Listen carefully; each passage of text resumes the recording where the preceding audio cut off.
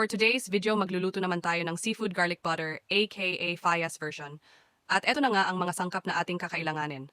Kailangan natin ng butter, of course, salt, tomato sauce, oyster sauce, minced onion, minced garlic. Siyempre, lagyan natin yan ng pampalasa ang Knorr cubes, ground pepper, pusit, hipon, at tabong. Ayan, habang piniprepared, pinakuluan ko muna itong tahong para matanggal ang lansa. At kapag kumulo na, i-off na natin at isa lang naman natin ang pangmalakasang kawali na binili ko sa kitchen. Must-haves shoutout sa inyo dyan. Painitin natin ang kawali. Kapag mainit na ito, lagyan na natin ng mantika, igisa ang minced garlic, pati na ang minced onion. At kapag brownish na yan, ilagay na natin ang butter. Imikus-mikus natin yarn, tapos ilagay na natin ang pusit. Nilagyan ko na ng ground pepper at ang pampalasang Knorr.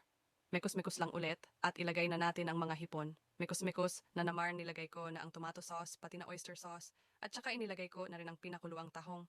Takpan at pakuluan. Mix-mix ulit, lagyan ng ground pepper at asukal at lagyan na din ng cornstarch para lumapot.